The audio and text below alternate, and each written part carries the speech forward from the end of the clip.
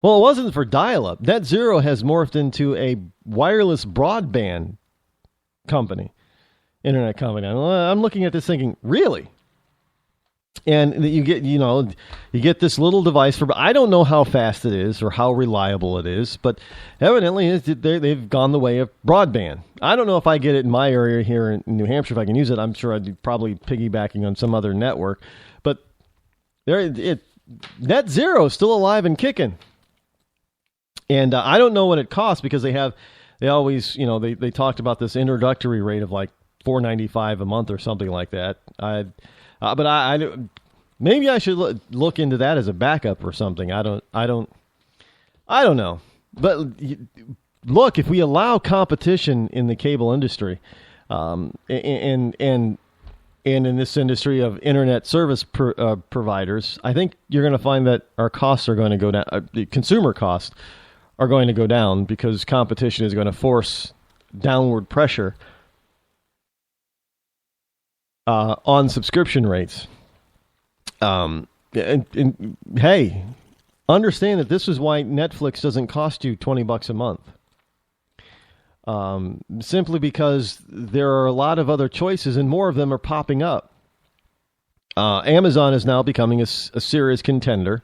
Obviously, they don't have, the library that Netflix has yet. And of course, you've got Hulu that takes care of a lot of stuff that Netflix doesn't do or doesn't have. And there is some crossover, but not much. And that there are other. There was Vimeo. There's a few others out there too. And who knows?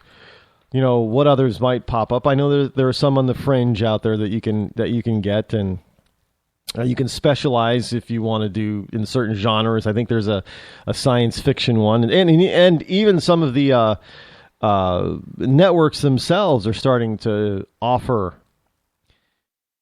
apps that you could get, especially with things like Chrome TV and the Apple TV thing. What's it called? The Fire TV, I think it's called for Apple or for Amazon. And you've got Roku, and you've got the Apple TV, and you've got so all of these boxes, if you will, are they're nothing more than a gateway, kind of like your computer. They're the gateway, and they're all making these apps that work with these gateways, if you will. So if you want, I saw a commercial for Lifetime Network. That woman's network that does better than Oprah Winfrey's network. Well, for $3.99 a month, you get all the movies that I think it's what was it 30 movies a month for $3.99. Unlike so if you're probably a woman, if you're a Lifetime Network fan and you like those Lifetime Network movies and miniseries, well, for $4 a month, you don't need your cable to get Lifetime. Now, granted, if you start tossing in all of these channels that you want to watch and what have you, it's probably going to be around the same as what you're probably paying now for cable. But look, at least you'll have more control and get more of what you want. You'll get the channels that you want. Wait a minute, there is a cable. There is another cable company out there, I do believe now, that is starting to. I think it's FiOS. Yes, it's FiOS that is now offering the beginnings of you being able to pick and choose the cable networks that you want within your cable service. So you're only paying for what you're going to watch. And I think there's a service for like 15 channels and 30 channels and what have you. So you pick 15 channels that you want. It's kind of expensive, but when you're getting all the networks that you want, instead of having to pay for a bunch of channels that you don't want and having to buy a higher price package in order to get some of the channels you do want, you can just toss them all in there in your 15, whatever it is. It might be worth it for some people.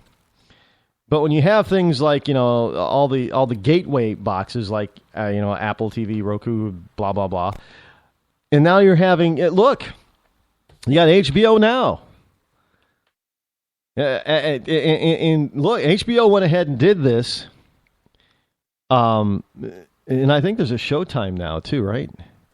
But they went ahead and did this, even though the cable companies were screaming for them not to do it.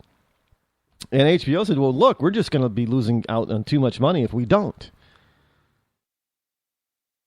So they gave us HBO Now, and I have it. Oh, what is it? $8, something like that a month. And you know what? I find I really don't watch a lot of HBO. I got it basically. I mean, I think since I've had it, I got it for Game of Thrones, and I think since I've gotten it, outside of Game of Thrones, I think maybe I've caught 3 or 4 movies on HBO. One of which was the latest Godzilla flick, so I can't really count that one. So but you know, it's my choice. Now I got it, and I have a choice to watch it or not. And if I don't want it anymore, it's easy just to cut it off. But if I'm connected to cable, HBO is easy to cut off. You just say you don't want the subscription. But when it comes to other channels, it's not. Look, if I don't want to watch Lifetime, if I'm not interested in Lifetime, I don't have to subscribe to Lifetime, and I'm not going to get Lifetime, so I'm not going to miss anything. But if I have cable, I've got to pay for it whether I want it or not. But anyway, I digress. We have, Obama's always constantly trying to talk about how much they are building the economy and all these jobs that are out there. Jobs are everywhere. Everybody's got a job. The funny thing about all these jobs numbers is they're just a bunch of manipulated lies. They really are. But one of the stories I ran across today was rather interesting about this whole jobs thing. And how our economy is kind of changed. And you look around and you think, yeah, well, that's kind of true. But they're calling it something different rather than just being a regular business. They're calling it a gig economy. Now, let me see if I can explain this. Now, for instance, you've got the ride-sharing thing called Uber. There's other ones out there, but you got Uber. Well, they're calling Uber a gig, but frankly, the reality is if you go to work for Uber, I guess, you're basic. I guess you're a subcontractor. I mean, you kind of work for Uber, but at the same time, you're working for yourself. It's not really it's not a one-off gig unless you only take one ride. And many people who do Uber, it's a serious. For some people, it's their full-time income, and for others, it's a serious part-time secondary source of income. That's not a gig. That's a job or a business. But they're calling it the gig economy. So I think we're trying to redefine what a job is now, which is also going to make it a little bit more difficult for people to understand what the unemployment levels are. Because if you're doing gigs, then you're not unemployed, right? Really. So but let's take, for instance, maybe you're a freelance writer. Well, freelance writers, they used to be called freelance writers. But nowadays, you're not a freelance writer, you've got a writing gig. So you're not fully employed, but you're not unemployed. Now, back in the day, you would be called self-employed, but that term is slowly disappearing. You're not self-employed. You're a gig-terpreneur or something like that now. I saw that word and I heard that word. I think it's pronounced gig-terpreneur. So you're not self-employed, and therefore your number, the number that you can be manipulated in the government's unemployment statistics any way they want. Because all they have to simply do is say, well, you're underemployed if you're doing gigs. And I don't know how you can be unemployed if you're making $100,000 at doing what you're doing, but this is what they're saying. This is how they're manipulating everything. This is how they're trying to change the definition of how we work and interact with one another on a physical level, and how the economy is supposed to change because the government says it's supposed to change in order to fit this gig economy.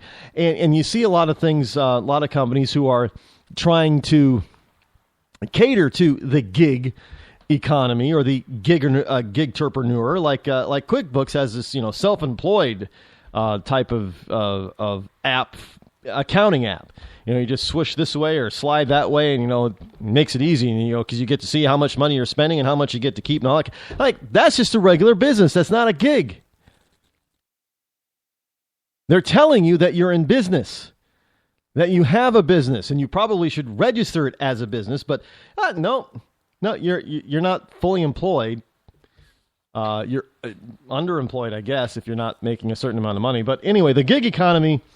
And this is from the Daily Caller. The gig economy put 2.1 million people to work and accounted for 30% of new jobs between 2010 and 2014. So all those wonderful jobs that were created, 30% of them are people that have just decided to do what I always tell people to do. If you can't find a job, create one. Well, evidently 30% did just that between 2010 and 2014, 2.1 million people. Now, the analysis finds that the number of workers in the gig economy soared between 8.8% and 14.4% from 2002 to 2014. Over the same time period, overall employment rose by only 7.2%. So people are definitely trying to make things be more responsible and self-reliant. And I'm a business owner. I highly recommend people doing at least something in part-time, doing some sort of their own business part-time. People used to do that all the time. They had a side business going. They had their regular full-time job and they had a side business. And a lot of people back in the day, the 80s and 90s, it was like, wow, what are you doing? You're doing multi-level marketing? You doing that Amway thing? That was somebody's side gig or side business, right? And they did it after hours. They had their 40 plus hour, 8 to 5 job every day, Monday through Friday. And in the evenings on the weekends, they did their side business. And that's my gig. The side gig. And then all of a sudden, all these wonderful financial gurus out there, like a rich kid, rich dad, poor dad, rich kid, poor kid, whatever it was. Hey, you got to have a business. You got to have your own business, even if it's part-time. Get a part-time business on the side. You can get all these tax advantages and make extra money and blah, blah, blah. You're not totally dependent on your job and this and that and this and the other thing.